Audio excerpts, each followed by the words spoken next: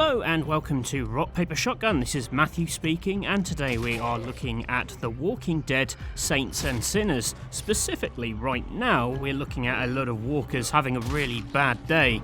I would love to be able to tell you that this is me playing in this new VR game. Unfortunately, right now, this is one of the developers who thought they'd jump in to show me some of the more advanced tricks and tactics you could get up to once you'd mastered the controls. So things like grabbing the zombie heads and then giving them a good stab in the chin, or just general showing off with the weapons that I didn't quite master in my limited hands-on time with the game.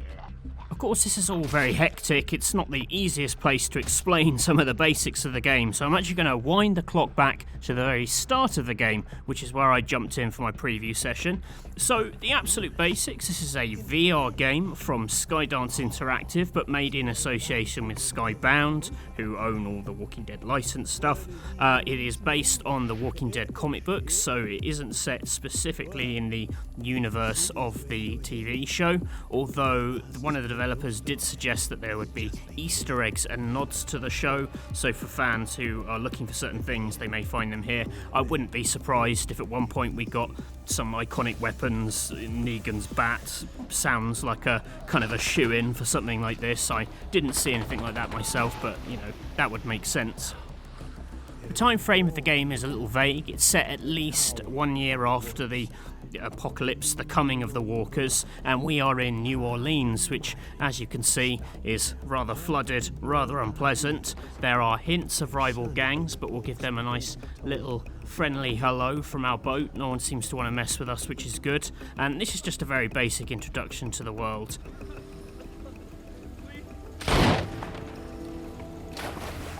Of course, our little boat trip all goes wrong. Zombies appear, we pull out a gun, fire some shots.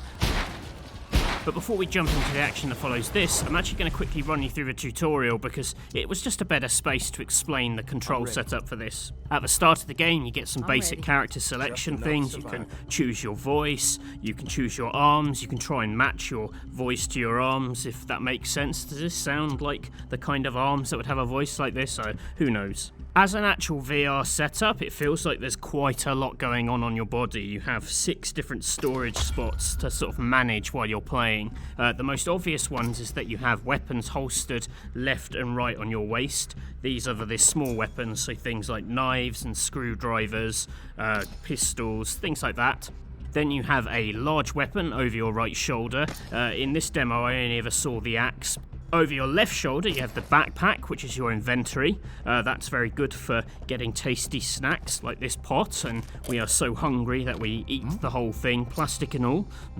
Plastic. But it does replenish our stamina, which is very important. If your health is getting battered, you need to use bandages, which you can wind around your arm to fix any smaller problems. 1 bite is all it takes to fully kill you in the game, so you can shake people off, which I'll show in a second. You've also got a journal in your right chest pocket, which is lined with pictures of food, which I'd rather be eating than that plastic pot I just shoved in my gob. And then finally you have a flashlight in your right pocket, which you have to kind of give a shake to get powered on. As for basic combat, it's pretty obvious. You have to go for the head. With melee weapons, this means piercing the brains. You have to give them a real proper stab with this, otherwise you just sort of poke at them, which is a bit weak. It's not about speed, it's about the broad motion, so you really have to bring your arm back and then wallop it into them. But there's a really nice chunk when the weapon gets stuck in, and you have to sort of shake them off the blade of a screwdriver. That's very nicely done. With the axe, you need to really get a grip with 2 hands and then give them a proper swing with it. Otherwise, you just haven't got the power. It may knock them back, which the other melee weapons won't, but if you really want to dig into their heads, you've really got to get in with both hands. Here's just demonstrating shaking them off. If you don't do it in time, they'll get a bite on. Like I said, that's game over. Pistol firing, very familiar to anyone who's played any shooting games in VR. It's just simple point and click. What it does have is quite a fussy reload, so everything is this sort of balance of VR usability and slight practical awkwardness. So you have to get the clip out, you have to pull the clip back in, and you have to shove this thing back. And likewise with shotguns later, you really have to load them up. And we didn't see a double-barreled shotgun in our demo, but they were saying that, you know, the first time you get one of these and realise you have to crack it open to kind of properly reload it, like that's where the kind of panic sets in. And yes, you can shoot the guy running the tutorial. You can keep shooting him, and another one comes out and asks you if you want to go and do the rest of the game, which is nice to know there's an endless supply of teachers on hand. So, jumping ahead, we've washed up in a graveyard after our boat sunk, and we're just walking around poking at some zombies. At this point, I didn't really know what kind of game this was going to be, if it was going to be a big jumps game, zombies suddenly launching back up at you, so I was quite tentative, which is why my screwdriver came in handy for lots of little pokes. It's quite a physical control scheme, you know, although you control everything with the analog movements, things like heaving over obstacles, you have to grip them with both hands and then kind of push yourself up. So there's a lot of constantly kind of having to put things back in your holsters, put things back in your backpack, you know, trying to keep your hands clear for what you need them for. You can explore and find better weapons, so actually by going back in the graveyard and opening some of the gates, I found the axe, which is good, a sadly broken gun, and a pack of cigarettes.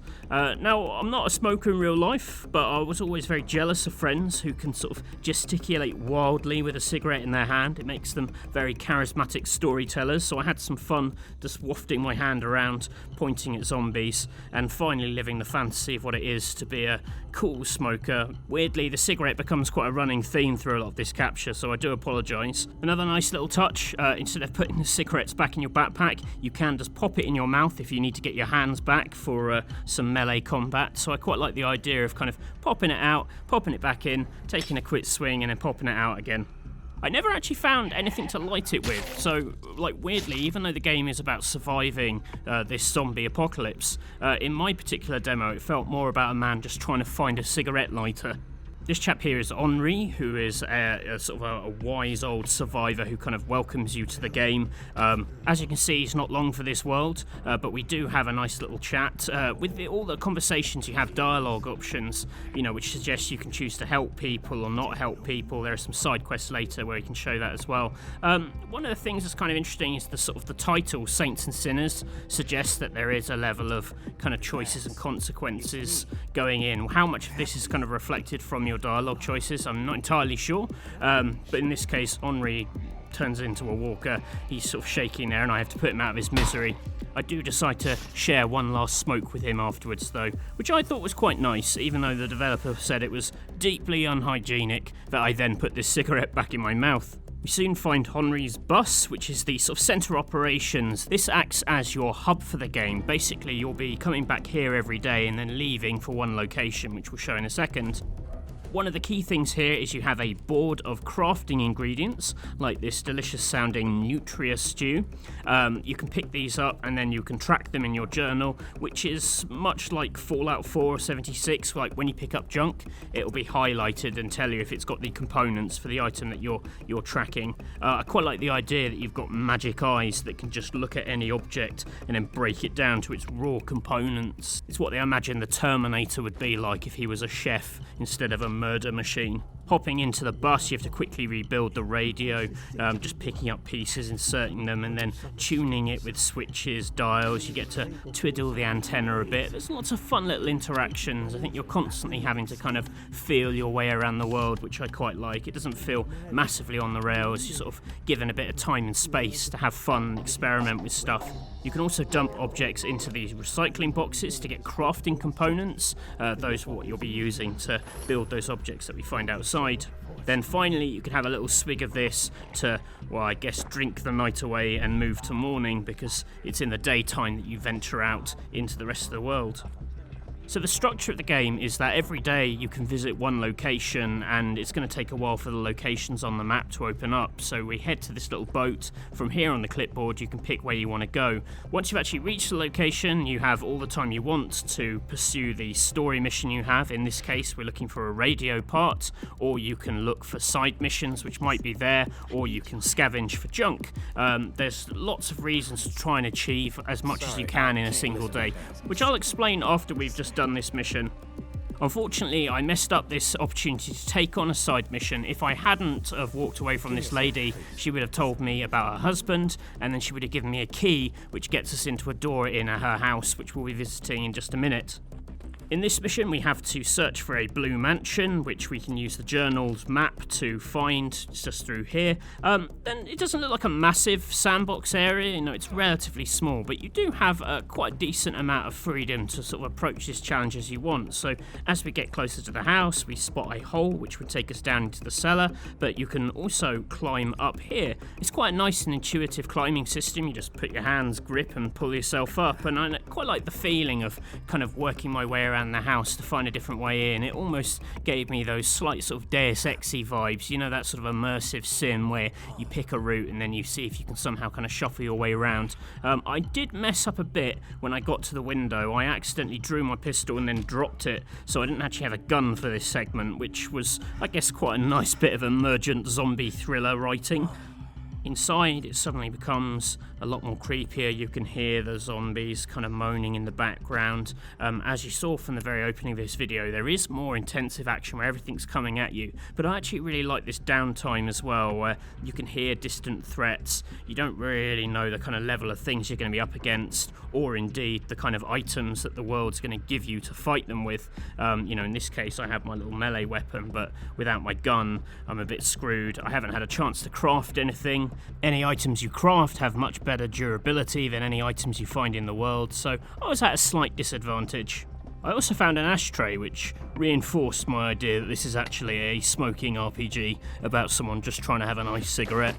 You're given the freedom to tackle this house how you want, such as my terrible attempt to distract zombies with a thrown bottle. Didn't work, but did let me try out some more of the old zombie stabbing. I love that you can grip onto a head and try and dislodge the head off the end of your screwdriver, which is quite a nice touch. Also, you can pick up the glass bottles and then smash them on the environment to make them into a sharper weapon, which can then be used to kill zombies or gently poke at these weird things, which are either evidence of other gangs being in this house, or traps maybe, or just a really creepy thing that a kid made at school. My self-made cigarette side quest had a good news, bad news situation. I found another cigarette, that was the good news. Bad news is, you can't light it on the in-game candle. What's all that about? So I had to cheer myself up by stealing some pillows, which is a sign that I wouldn't survive in an actual zombie apocalypse. Finally found the radio component I was looking for. Also just grabbed some other crap. I've got a robot that I stole. I got this ancient ass keyboard, which is what keyboards used to look like before everyone started sticking obnoxious LEDs in them. And I also got a box of stuff, which is brilliant flavor text. With the radio component, I can make a dramatic axe-powered escape. I just walked out the front door, but as you go down through the house, you can see that there's lots of other routes around. There are some traps, some alarm systems, which will probably call the zombies over. But I like that this house was there. You could tackle it from any angle, approach it, sneak in, go upstairs. Lots of different ways of doing it. But here, I just had to walk out and get back into my boat to go back to the bus. So I should point out that this was only day one. This was my first mission out from the bus, and the way the game works is that with each subsequent day you'll find the zombie density and ferocity will increase, and the amount of resources you'll find in the world will decrease, so the world gradually feels a lot more dangerous and also running low of the objects you need to survive. So this is why when I mentioned earlier that you want to try and pack as much as you can into a single day, if you went to this location and just did the story mission then went back to the bus, you could come back here on day 2 to scavenge or to try to find one of those side missions, but doing them all at the same time will just be a way more efficient way of doing it. What we see here, which is when the developer took back over the controls, this is much later in the game. For starters, he's got the kind of equipment you just won't be finding early on. He's been able to craft some stuff, he's been able to collect some stuff, but also the amount of zombies you're facing off are a lot more dangerous. You'll also see in this clip there are special sort of infected zombies, or zombies that if you kill them close up with a melee attack, you'll gain some sort of disease off them, which is this bar down here. And the way this works is that when it fills up, you succumb to the illness and you'll need to find medication to kind of bring that down. So that's another factor, another thing you have to watch out for. Watching the developers play, like, I got a much better sense of how versatile the controls are, especially with the way he grips onto things, whether pushing zombies away to make more time or pulling them in to stab them in the head. Of course, I think he was also just trying to show me the sort of variety of the combat and the variety of the moves available. He's definitely showing off as he throws the knife from hand to hand or does some of this weird cross-hand business and an attempt to shoot a propane tank and detonate some zombies, which is a nice idea. But I think the thing this does show off, which I quite like about the game, is that it kind of ticks two boxes. There is a proper sort of survival experience in here, you know, where you're going out, you're scavenging, you're actually having to think quite carefully about resources. When I asked them, the developers said they expected the game to take 15 hours to play through, so, you know, there's a proper substantial single player experience in this. But what I also like is that there is just simple fun of messing around with these zombies. Actually encountering them isn't necessarily game over. You can have a lot of fun taking them down. There's lots of cool, goofy ways of tackling the zombies. So it's not just like avoid the zombies, it's not a super serious, super dry experience, even though there is the structure to kind of increase the intensity throughout. Of course, that's something you can't test until you sit down and play the whole game. I would be intrigued to see how long you can play without it getting tiring. One thing I would say, like just in my 40 minutes that I played, it was pretty intense, not from an emotional way, just physically quite knackering, kind of whacking things down and having to tackle it. Maybe that's why they split it into this day structure. You know, you head back to the bus, sort of save your progress and put it down for a bit. You know, whether you'd be able to just sit there and churn through it, I think it asks probably a bit too much of you. And we won't have to wait long to see if they've actually delivered on the game, as it is out on the 23rd of January, which is next week. I hope this quick walkthrough has been informative and helpful. If you've got any questions about the game, or what else we saw, or what we talked to the developers about, please do ask them in the comments. Let us know if this is your bag, if you'd like to see more VR games on the channel. I had good fun doing this one. Worked up a bit of a sweat, I'll be honest, but it was a nice change of pace. Thank you for watching. Please do give the video a like and do subscribe to the channel if you haven't already. We will see you again soon. Bye for now.